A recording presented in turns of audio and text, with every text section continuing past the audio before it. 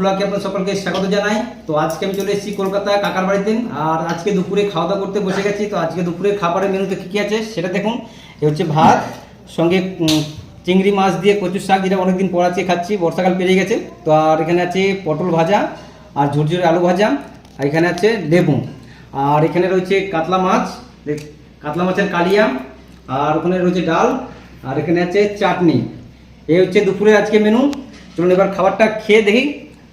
কচুর শাক দিয়ে প্রথমে খেয়ে দেখবো কেমন হয়েছে। কাকিমা ভালো রান্না করেছে, কচুর শাক দেখে বোঝা যাচ্ছে।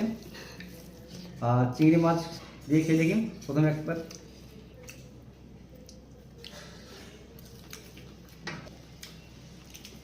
কচুর শাক জাস্ট অন্য লেভেলের হয়েছে।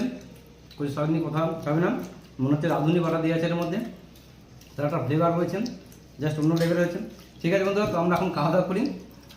আর আজকের ভিডিও আমরা এই পর্যন্ত ছোটোর মধ্যে রাখলাম। আবার দেখা হচ্ছে আপনাদের সঙ্গে নেক্সট ভিডিওতে। আর আপনাদের আজকের আমাদের দুপুরের মেনু আপনাদের কেমন লেগেছে, ভালো লাগলে লাইক শেয়ার কমেন্ট অবশ্যই করবেন। ওকে বন্ধুরা।